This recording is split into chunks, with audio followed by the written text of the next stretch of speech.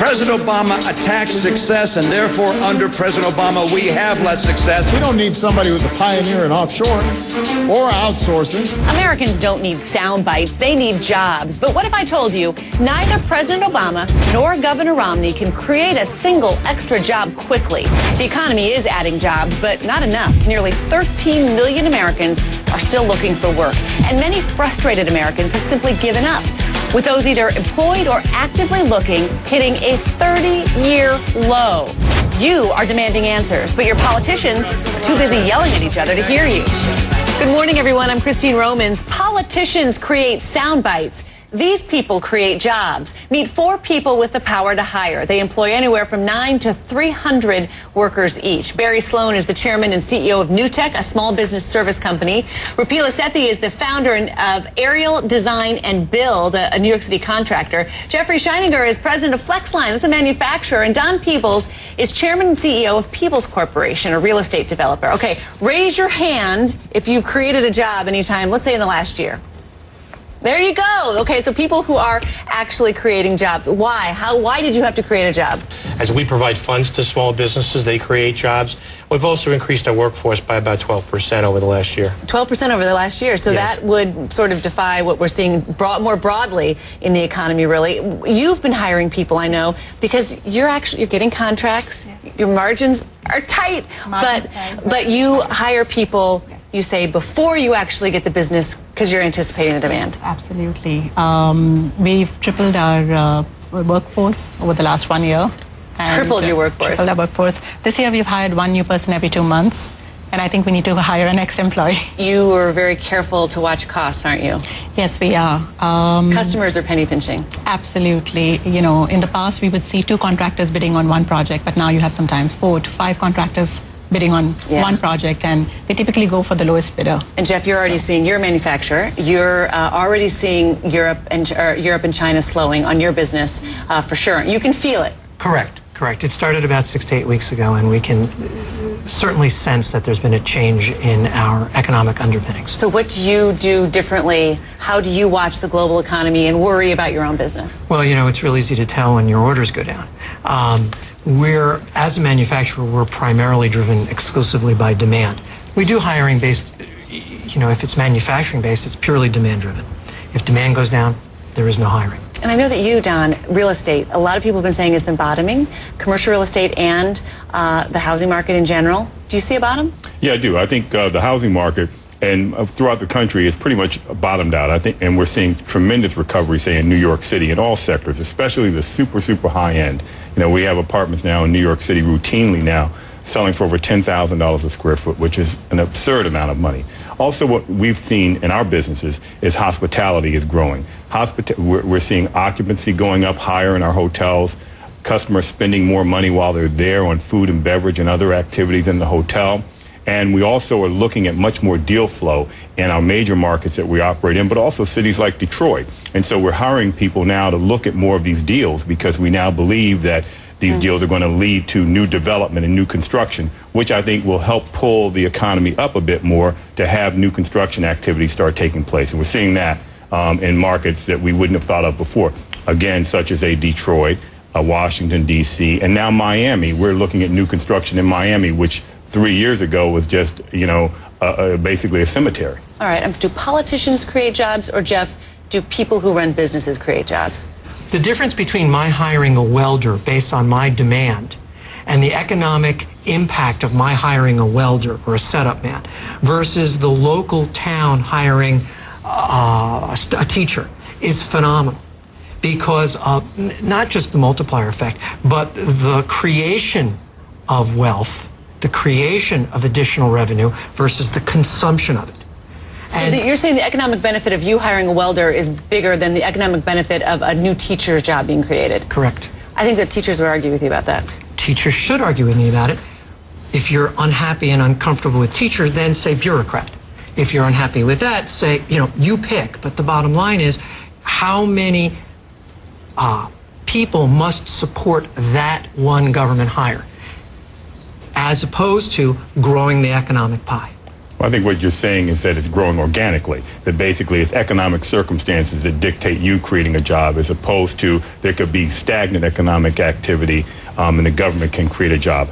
I don't think politicians create jobs at all. I'm a big believer that the government can create an environment for us to do business. And the best way they can create an environment is just give us some basic regulations, be consistent about the regulations, so what the rules of the game are, and get out of our way and let us do business. Can someone here point to me, any of you, can you point to me a tax or a regulation that has prevented you from hiring a worker? Yes. Actually, right now, we're looking at a deal right now, and the biggest stumbling block is that it's a major site to develop. The biggest stumbling block is they want us to close before the end of the year. We need to close the first of next year. If we buy this project, there will be a couple hundred new jobs created as a result of this project. And the government wants you to close by the end of the year. Well, however, no, not the government, it's the seller of the property. Right. And the reason the seller wants us to close is they are convinced capital gains are going to go up next year. I see. And so they feel that their taxes are going to go up 10 points. So instead of 15%, they see capital gains being 25%. Or worse. So that uncertainty has made it a deal breaker, and they've taken the position that they will keep the property themselves and develop it themselves, as opposed to selling it to us. And they'll develop it into a use that will create very few jobs, because it will be a residential rental building as opposed to a hotel. So do you all agree that there are taxes and regulations that prevent people from hiring? Every single day. I am informed of another one. Whether it's the local sewer authority promulgating regulations for wastewater that exceeds the local drinking water standard, or it's the uncertainty created around taxes. You can't invest in a project or in a piece of equipment that has a 3- and 5-year economic life if you don't know what the taxes are. More with my panel of job creators coming up next. What's one thing Washington can do to improve conditions for your company? You say, do nothing. Fix the tax code in terms of letting us know what it's supposed to be over the next few years, and then take a breath. I'm back with 4 people who don't talk about creating jobs. They are people actually doing the hiring. Let's talk, since we're talking about regulation. Obamacare, as the Republicans call it. Even the White House sometimes calls it Obamacare, by the way, but is the Affordable Care Act. Is health care reform preventing anyone from hiring right now?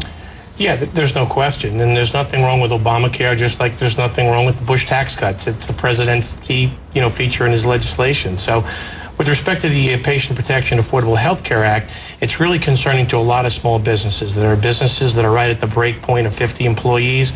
They don't want to go over it for fear that they're going to have additional compliance. So they're holding back on growing because they don't want to trigger, after 50 employees, you have to provide health insurance. That's correct. But look, I think we're a great country, a nation of individuals, and also a nation that is innovative. And so we should spend a significant amount of resources on preserving human life and improving the quality of human life. And as a business person, from day one since I started my company, I provide health care to our employees, because it's impossible for me to look any of my employees in the eye and if they have a sick child or a sick parent or a sick spouse and let them suffer. So either we're going to pay for it as a company, or we're going to provide a system that allows them to have health care. So as businesses, our role here is not just to make money. Our role here is to build businesses and help build this nation and make it an even greater nation. And that means taking care of its citizens. And we have 9 employees and we provide health care. We don't have to, but we do. Because, it's the employees that help our business grow. They're out in the field. Is it employee retention? I hear so much about this skills gap, people who are still looking for just the right level, the right worker for the right job. Does healthcare help you retain that worker? I think so. I think they're getting benefits by working with us. So, Jeff, I have a feeling that you are just not really a fan of this legislation. Well, I am a fan of health insurance. I pay for my employees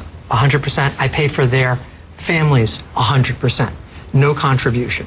Really? Correct. Do you have any job openings at the moment? I do. Because I'm paying more this year than I paid last year. Skills? Well, I'm afraid I probably wouldn't be able to help you out much in the metal tube fabrication business. But I do believe that, and I also believe that healthcare should be a right. That having been said, I can tell you that for the vast majority of very small businesses that don't provide health insurance, the mandates will be difficult for them. I can also assure you that the cost control mechanisms built into the Affordable Care Act are such that your employees will be spending a great deal more time getting health care related services. The way the bureaucracy will lower costs is by erecting arbitrary barriers to care. So your employees will be out of the office a lot longer, and that is going to be a huge productivity drain. Solving a problem doesn't happen overnight. We obviously can all admit that health care is a problem in this country. It takes too much money, and too few people are covered. So we need to solve that problem. So somebody has to do something. So what I think the president did is a good start. Is it perfect? No. Does it need work? Yes. It's a work in progress. And what we should be doing, and our politicians should be doing, is saying, okay, this is a given. We're doing this, and we're doing this, so let's make it better. Let's make it work better. How do we reform it and refine it? Can I ask you something? You've advised the White House before on financial matters. Have you talked to, has there been a lot of outreach to business, do you think, about how to make this work for business in America? No, I think that there was one of the pitfalls or one of the shortcomings of this legislation. Is I think that they could have involved more businesses. But I understand the president's goal, which was to get something done and get it implemented.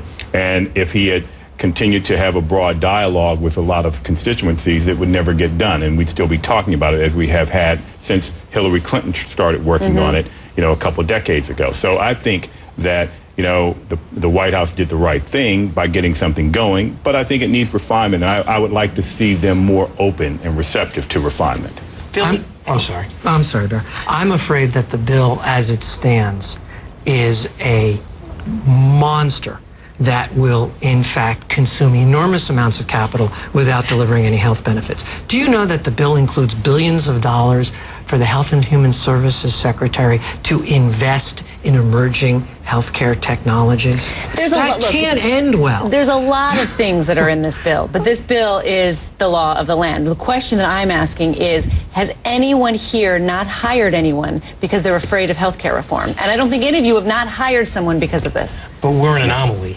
And in my 100,000 business customer portfolio, we're going to lose a lot of businesses. There's restaurants, there's doctors that are leaving the profession because now the government is going to decide what care you get, what price it is, and what the rules are. And small businesses are not going to be able to afford it, so it's a choice. I choose to pay my employees health care because I want the best employees. But if there's a smaller employee and they can't afford it, that's their choice. It's a free market. This is a very great conversation. I appreciate it from all of you. Thank you so much. Thank you.